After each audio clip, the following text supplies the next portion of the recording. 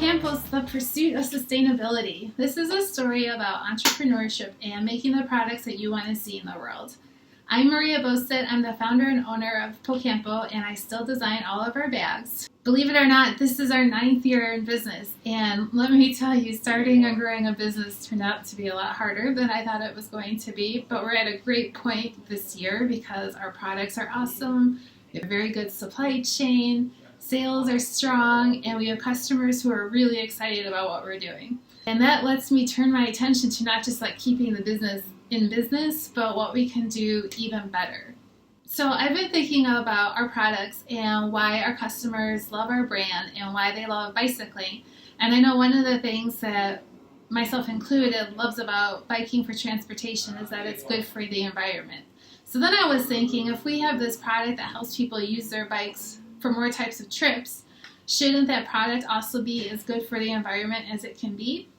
So in preparing for our 10th year, 2019, we are starting down this road to create a more sustainable product. I'm really excited about this, but to be honest, I'm a little nervous too. My previous life before Campo, I worked in sustainable packaging, and I know from that experience, it's hard to have like a truly sustainable product. There's not one singular path to sustainability, and sometimes you feel like you improved in one area and then it gets worse in another.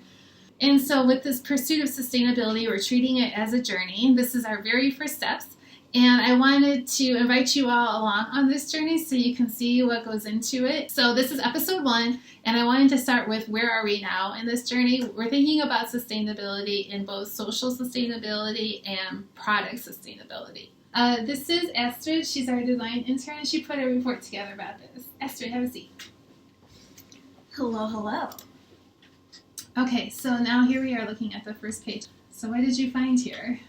The first thing, looking at the broad scope of like what sustainability has been versus like what it's turning into, and it's going from like being very nature derivative to being very future centered and technology leveraging. Yeah, that's cool. The second page looks at the macro trends, and there are 3 big ones. And the first one is all about like transparency and knowing where your materials come from and kind of bridging that gap of information for your customers. So I think that the world that we're living in right now cares about like authenticity and transparency and being really connected to the founder. So a lot of companies are looking at setting up their own ways to communicate directly to their customers. And they're giving them insight into what their supply chain looks like or how they source their products, just a little bit more behind the scenes kind of look. And then the transparency pricing movement. So it's like breaking down costs and like it's this really nitty-gritty things, but making it interesting and making it just sort of manageable and understandable for your customer. Yeah, I know when Everline started doing that, I actually thought it was kind of scary because every time you mark up a product so that somebody can make some money, then you also worry that maybe people feel like they're being overcharged. You know, like if you know the t-shirt costs $10, but you're spending $60 for it. But now I feel like that concept has been out there enough that there's not that kind of skepticism as much. Yeah.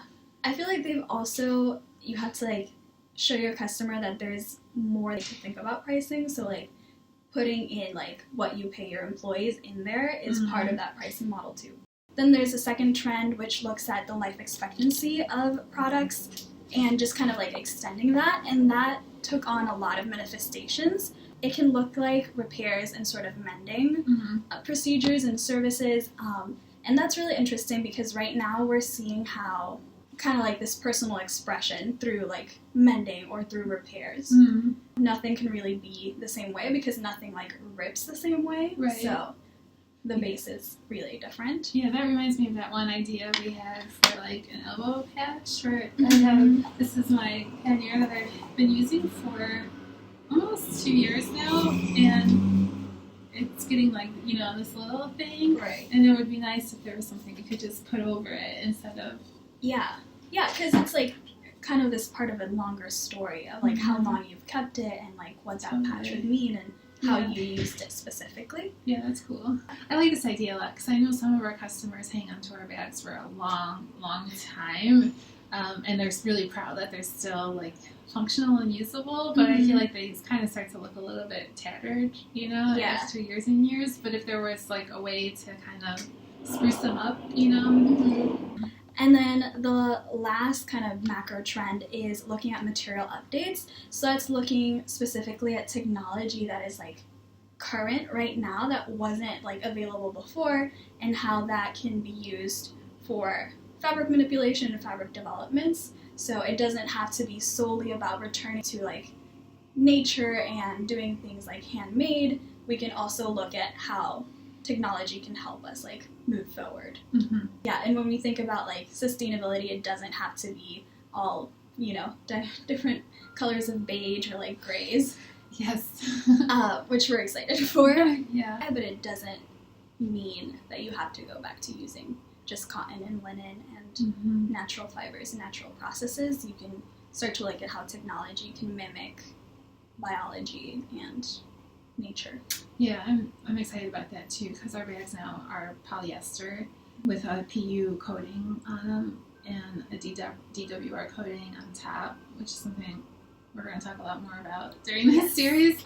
But I know a lot of other products are cotton and canvas, and I also know that those more natural fabrics can use a lot more water and don't always last as long as the synthetics. So that's one of those instances where it feels a little counterintuitive, where people kind of assume that the cotton is like the best, but then when you look at what goes into making it and having it have the durability and the functionality that we need for our product, this doesn't always make sense. Yeah, that's a good word, is assumption. Because just because it has like a sustainable aesthetic doesn't mean that it's like absolutely like sustainable. And there's like many routes to sustainability. Any final thoughts?